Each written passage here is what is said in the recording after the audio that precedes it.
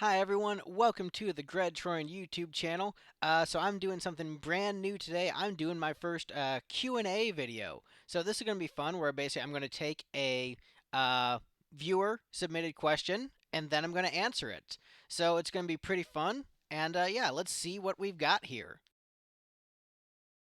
Apologies, still got a little bit of the cough.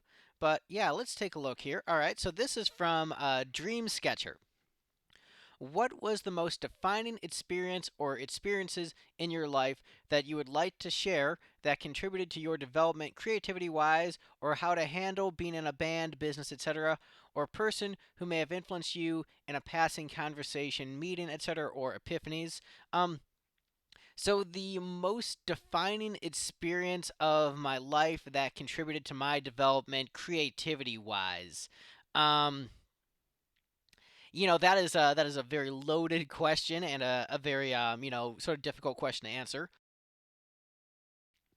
Because what is the single most defining moment of anyone's life, especially for a creative. Um, your entire life is creativity, and so it's like asking any person what was the single most defining moment of your life. Um, human lives are complex, and there's a lot that goes into the human experience. So what single moment can define your life and set the trajectory for your life?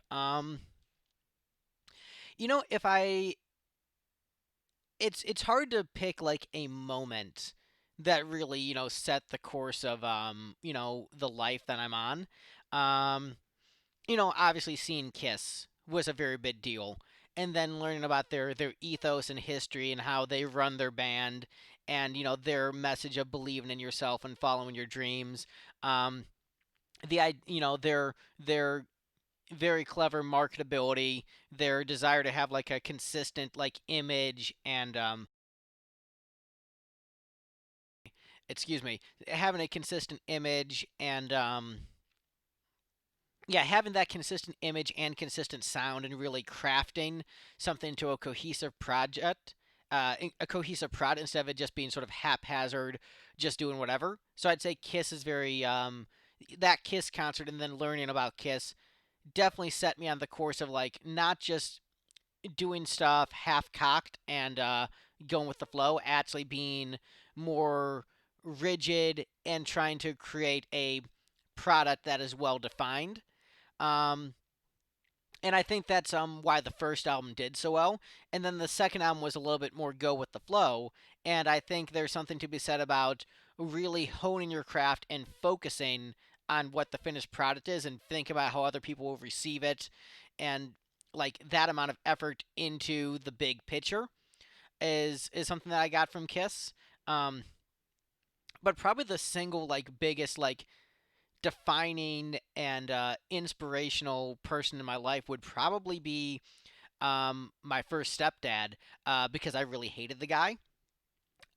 He was a drunk. He was a hypocrite. He was very close minded, and I really really hated him, and I kind of hated the way he lived his life and everything that he stood for. In that he was super super close minded and ignorant, and so it made me decide to try to be as open minded as possible and have a desire to grow and learn and educate myself. Um, and so, I think my hatred of him made me want to be his opposite. So if he was going to be close minded, I was going to be open minded. Um, and willing to learn. And so, he was very very conservative and religious, and I am not anti-religion, and I'm actually, whenever I take a political quiz, I end up as a left-leaning moderate with some progressive tendencies. Um, and so the idea, if he's going to be radical, radical conservative, I'm center left. Um, even though I would, if I found the ideology to match up with like what I thought was pragmatic and best for people, then I would be conservative. So I'm not just a liberal because I hate my conservative stepdad. Um, I decided to be as open minded as possible, and that's why I side with conservatives on a number of issues. Um, I think it's about balance. And so my goal of being open-minded, willing to hear, both sides of the argument, as opposed to being closed-minded and thinking my side is right all the time. Um, and I think that led me to how I live my life, where just that's probably the single biggest thing is that I always,